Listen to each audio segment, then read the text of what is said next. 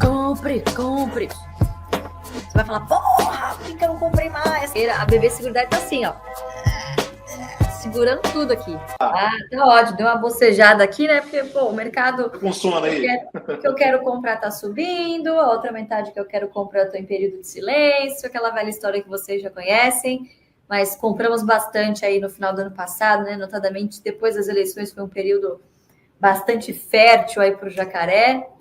Então, agora acompanhar, né? Vamos ver. É época também de ver os dividendos pingando na conta, né? Hoje foi de ver Petrobras caindo aí. Tomara que não seja o último dividendo que a gente veja pingando, não é mesmo? Tomara que não seja uma despedida. Mas, enfim, seguimos otimistas aí, cautelosamente otimistas aí para esse ano, né? Tem que ser otimista para investir no Brasil, não tem jeito, pessoal. Eu tenho visto tudo que está acontecendo com o mercado e, sendo muito sincero, pessoal, eu não faço a mínima ideia do porquê que o mercado está subindo tanto, porque eu acho que não tem motivo para tanta alta. Hoje, Ibovespa está fechando aqui a quase 113 mil pontos. Você vê muitas ações aí engataram uma subida vertiginosa aí nos últimos dias. Banco do Brasil é um exemplo, algumas outras empresas que se recuperaram de pontos de mínima aí de coisa de um mês e pouco atrás. Mas, enfim, eu não estou me animando com isso e eu estou, de novo, como nós sempre fazemos, torcendo por uma queda aqui, porque o caixa lá está doido para ser usado e é isso que a gente quer. Bom, hoje o que a gente vai falar aqui? Tem uma pergunta que é recorrente aqui no Ações Garantem o Futuro. Todo mundo nos faz essa pergunta, principalmente as pessoas que estão iniciando no mercado. Porque o mercado a gente sabe que é uma ferramenta fantástica de geração de renda passiva para você, né?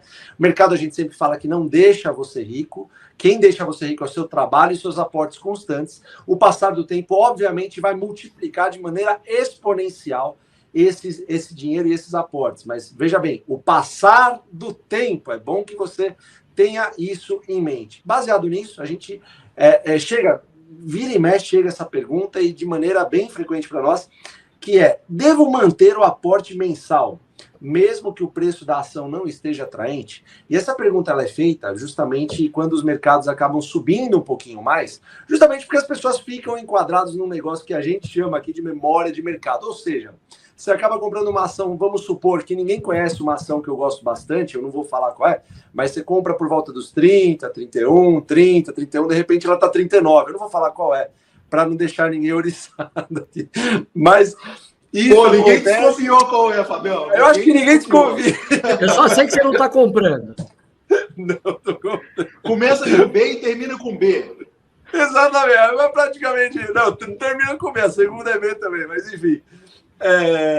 As pessoas ficam com esse negócio por conta da memória de mercado, né? O que a gente tem a falar sobre isso? Felipe, começa aí. O que você tem a falar sobre isso? As pessoas devem continuar fazendo aporte mensal. Vamos fazer o Felipe, a Lu complemento, o Jean, depois eu termino a rodada aqui. Vamos embora.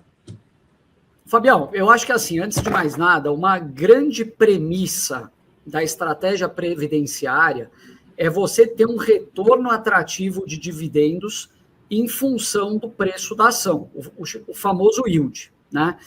Se você está comprando a ação depois dela ter subido muito, é bem provável, e isso aqui a gente fala baseado em experiência, em várias observações, em erros que a gente já cometeu em algum momento, é bem provável que esse yield já não vai ser tão favorável se essa ação tivesse subido demais. Quando a gente fala preço atrativo ou preço pouco atrativo, o que a gente quer dizer? Não quer dizer que a ação tenha subido e isso necessariamente tenha tornado ela cara. Existem muitos casos onde a gente vê empresas, por exemplo, com desconto excessivo em relação ao valor patrimonial, sei lá, a empresa está cotada a 60% do patrimônio. Ela sobe para 70% do valor patrimonial, essa ação continua barata. E outras métricas também, se você for olhar yield, relação preço-lucro, enterprise value EBITDA, etc. Essa ação continua barata. Agora, não quer dizer que porque ela subiu, você vai parar de comprar e nunca mais olhar essa ação esperando que ela caia para aquele preço que você considerava atrativo. O que a gente não gosta é de pagar caro por uma ação.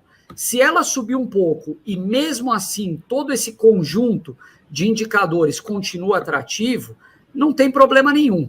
Agora, existe muito aquelas pessoas, e a gente vê isso com uma certa frequência, que o mercado está desabando, a pessoa vê aqueles preços e o que ela fala naquela hora? Eu vou esperar cair mais, porque eu acho que lá na frente eu vou pagar um preço mais interessante. Não compra. O mercado engata uma alta, isso a gente vê o tempo todo. O mercado engata uma alta, começa a subir. A ação que ela queria ter comprado, que ela ia pagar 25 e achava que ia cair mais, já está a 38 e agora ela se dá conta que ela fala, putz, é capaz que não vai voltar naquele preço, eu vou lá e compro. Então, pessoal, não caiam nessas armadilhas. Defina um preço baseado no que você acha atrativo e compra quando chegar naquele preço. Pode cair mais? Pode cair mais. Então, por isso que a gente sempre fala, não compra tudo de uma vez, aproveita para depois, quando cair mais, usar mais um pouco do caixa. Agora, ficar nesse dilema, quando cai, vai cair mais, e quando sobe, não vai nunca mais voltar naquele preço, você pode ter certeza que você vai estar fazendo maus negócios. Não, vamos, eu queria só complementar o Philips e passar a bola também para você. A respeito desse assunto mesmo, né? Eu acho que a consistência, né, Felipe? Você falou e eu acho que você matou a pau aí no que você disse.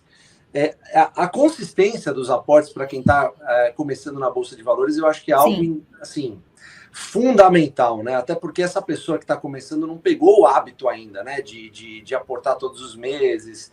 E eu acho que, assim, embora hajam essas altas que acontecem muito, assim, meio que sem motivo na Bolsa de Valores, ainda existem boas empresas lá que você consegue comprar, que pagam bons dividendos, a bons preços em bons setores. Então, eu acho que quando você consegue manter o foco nos aportes, principalmente nesse momento que você está começando em Bolsa de Valores, você está fazendo um favor a si mesmo, porque esse movimento que a gente defende de aposentadoria com dividendos, ele acontece no longuíssimo prazo, não é do dia para a noite. Então, por mais que você veja que uma ou outra ação acaba subindo para caramba, você consegue procurar em outros setores, né? Hoje existem várias ações que passam pelo crivo do AGF+, lá, tranquilamente. Então, manter essa consistência nos aportes, essa resiliência nos aportes, com o passar dos tempos, você vai ver que é isso que vai acabar fazendo com que você viva de dividendos, não é do dia para a noite. Então, é só um parênteses aí que eu faço. Tá? E a gente está quase encaminhando para um fim aqui, mas eu acho que é importante responder uma pergunta do Felipe Daniel, que ele queria saber qual que é a diferença entre diversificar e pulverizar.